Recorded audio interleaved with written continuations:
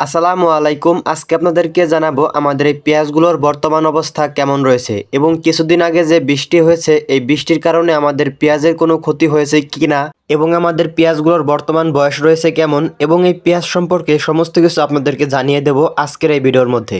এবং ভিডিও শুরুতেই আপনাদেরকে জানাচ্ছি ঈদ মোবারক এবং সবাইকে জানাই আমার পক্ষ থেকে ঈদের শুভেচ্ছা। প্রথমেই আমি আপনাদেরকে জানাবো বৃষ্টির কারণে আমাদের এই পেঁয়াজগুলোর কোনো ক্ষতি হয়েছে কিনা।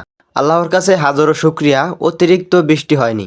যে বৃষ্টিতে পেঁয়াজ ডুবে যাবে কিংবা পেঁয়াজের জমিতে দীর্ঘদিন পর্যন্ত পানি বেঁধে থাকবে এমন বৃষ্টি কিন্তু হয়নি। এবং আমরা যে জমিতে পেঁয়াজগুলো চাষ করেছি এই জমিটা হচ্ছে উঁচু জমি। এই জমি থেকে বৃষ্টির পানি খুব সহজেই গড়ে চলে যায়। টানা 10 থেকে 12 দিন বৃষ্টি হলেও আমাদের এই জমিতে পানি বেঁধে থাকবে না, পানিগুলো খুব সহজেই গড়ে চলে যাবে। এজন্যই আমি আপনাদেরকে বলতে চাই অবশ্যই পেঁয়াজ চাষের জন্য একটু উঁচু জমি নির্বাচন করবেন, যে জমিতে অতিরিক্ত বৃষ্টি হলেও পানি বেঁধে থাকে না, খুব সহজেই পানিগুলো সরে যায়। যারা পুরাতন পেঁয়াজ চাষি আছেন তারা অনেকেই জানেন পেঁয়াজগুলো যখন নিচের দিকে বড় হতে শুরু করে তখন যদি হালকা পরিমাণে বৃষ্টি হয় তখন কিন্তু পেঁয়াজের ফলনটা বেশি পাওয়া যায়। যেখানে পেঁয়াজ হবে 70 মন সেখানে কিন্তু 10 থেকে 15 মন পেঁয়াজ কিন্তু বেশি হয়। এটা অনেকে বিশ্বাস করেন আবার অনেকেই করেন না। তো যাই হোক, আমাদের পেঁয়াজগুলো যেহেতু বিক্রি করার উপযুক্ত সময়ে বৃষ্টি হয়েছে এজন্য পেঁয়াজের তেমন বেশি ফলন বাড়বে না। তো আমাদের পেঁয়াজগুলি যতটুকুই বড় হয়েছে এতেই আলহামদুলিল্লাহ এবং এতেই আমি সন্তুষ্ট। আল্লাহ তাআলা আমার তাকদির বা ভাগ্যতে যেটা লিখে রেখেছেন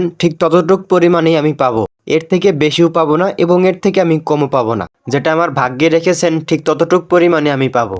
আমি আপনাদেরকে এটাও জানিয়ে দিচ্ছি পেঁয়াজগুলো যখন বিক্রি করার উপযুক্ত হয় তখন যদি অনেক পরিমাণে বৃষ্টি হয় তাহলে কিন্তু পেঁয়াজের ক্ষতি হতে পারে। যারা আমাদের ভিডিওগুলি অনেক আগে থেকেই দেখেন তারা সকলেই জানেন এবছরে আমরা মোট 70% জমিতে পেঁয়াজ চাষ করেছি। আলহামদুলিল্লাহ আমাদের সকল জমির পেঁয়াজগুলি ভালো হয়েছে এবং আমাদের এই 70% জমির মধ্যে আমরা 30% জমির পেঁয়াজ উঠিয়ে আমরা বিক্রি করেছি। আমাদের এখন যে 40% জমির পেঁয়াজ রয়েছে এই 40% জমির পেঁয়াজ ওঠানো নির্ভর করবে পেঁয়াজের বাজারের উপরে। পেঁয়াজের বাজার যদি ভালো হয় তাহলে আমরা এই পেঁয়াজগুলি উঠিয়ে বিক্রি করে দেব, আর যদি পেঁয়াজের বাজার যদি কম হয় তাহলে আমরা এই পেঁয়াজগুলি সংরক্ষণ করে রাখবো।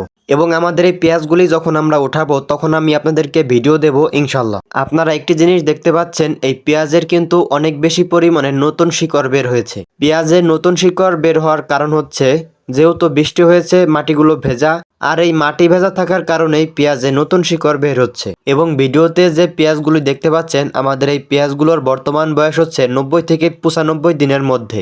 এবং আমাদের এই পেঁয়াজের বীজগুলি মাটিতে বপন থেকে শুরু করে পেঁয়াজের চারাগুলি উৎপাদন এবং সেই চারাগুলি মূল জমিতে রোপণ থেকে শুরু করে কখন কি কীটনাশক স্প্রে করেছি, কখন কি পরিচর্যা করেছি সমস্ত কিছু আমি আপনাদের কিন্তু দেখিয়েছি আমার এই মোহাম্মদ এগ্রো ইউটিউব চ্যানেল বা মোহাম্মদ এগ্রো ফেসবুক পেজে। আপনারা আমাকে অনেক পরিমাণ ভালোবাসা দিয়েছেন, এজন্য আপনাদেরকে জানাই অসংখ্য ধন্যবাদ। তো যাই হোক, আজকের ভিডিও এই পর্যন্তই। দেখা হচ্ছে আগামী ভিডিওতে এবং কৃষিভিত্তিক ভিডিও পেতে আমাদের চ্যানেলটি বা পেজটিকে ফলো করে পাশে থাকুন। ধন্যবাদ সবাইকে। আসসালামু আলাইকুম।